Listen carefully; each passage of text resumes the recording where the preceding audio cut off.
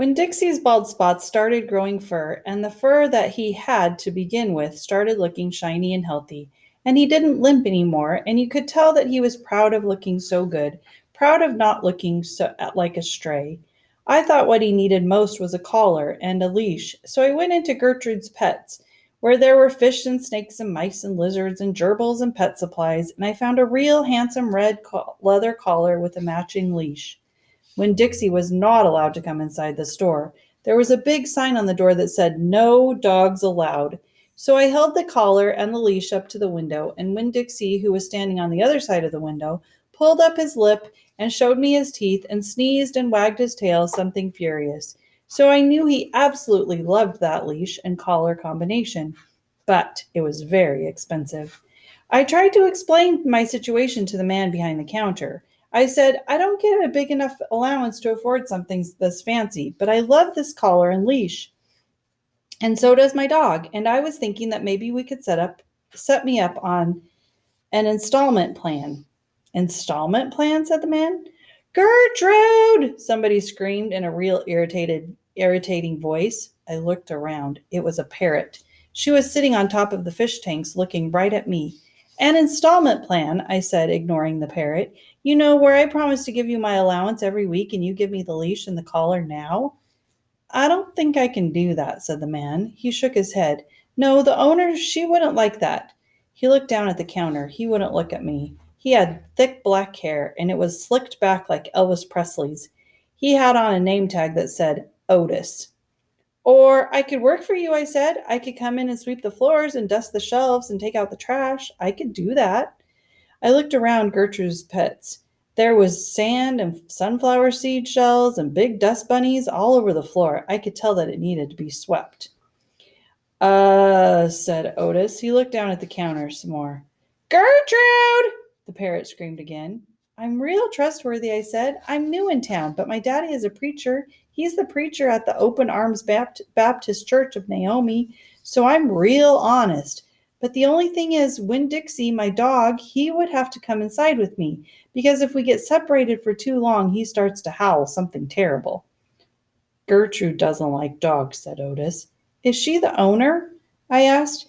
"Yes, no, he finally looked up and pointed at the fish tank. "That Gertrude, the parrot. I named her after the owner."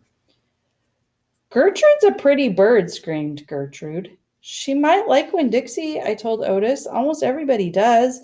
Maybe he could come inside and meet her, and if the two of them get along, then could I have the job?" "Maybe," Otis mumbled. He looked down at the counter again. So I went and opened the door, and Winn-Dixie came trotting on inside the store.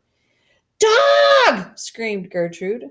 "I know it is," Otis told her, and then Gertrude got real quiet. She sat on the top of the fish tank and cocked her head from one side to the other, looking at Winn-Dixie. And Winn-Dixie stood and stared back at her. He didn't smile. He didn't sneeze. He just stared at Gertrude, and she stared at him, and then she spread her wings out real far and flew and landed on top of Winn-Dixie's head. "Dog!" she croaked. Winn-Dixie wagged his tail just a little tiny bit, and Otis said, "You can start on Monday." "Thank you," I told him. "You won't be sorry." On the way out of Gertrude's Pets, I said to Winn-Dixie, "You are better at making friends than anybody I have ever known.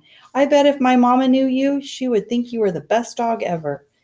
Winn-Dixie was smiling up at me, and I was smiling down at him, and so neither of us was looking where we were going, and we almost bumped right into Sweetie Pie Thomas.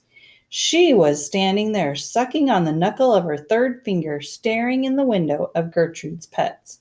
She took her finger out of her mouth and looked at me. Her eyes were all big and round. "Was that bird sitting on that dog's head?" she asked. She had her hair tied up in a ponytail with a pink ribbon. But it wasn't much of a ponytail. It was mostly ribbon and a few strands of hair. "Yes," I told her. "I seen it," she said. She nodded her head and put her knuckle back in her mouth. Then she took it out again real quick. "I seen that dog in church, too. He was catching a mouse. I want a dog just like it, but my mama won't let me get no dog. She says if I'm real good, I might get to buy me a goldfish or one of them gerbils. That's what she says. Can I pet your dog?" "Sure," I told her. Sweetie Pie stroked Winn-Dixie's head so long and serious that his eyes drooped half closed and drool came out of the side of his mouth. I'm going to be 6 years old in September. I got to stop sucking on my knuckle once I'm 6, said Sweetie Pie. I'm having a party. Do you want to come to my party? The theme is pink. Sure, I told her. Can this dog come? She asked. You bet, I told her. And all of a sudden, I felt happy. I had a dog, I had a job, and I had Miss Franny Block for a friend. I had my first invitation to a party in Naomi, and it didn't matter that it came from a 5-year-old and the party wasn't until September. I didn't feel so lonely anymore.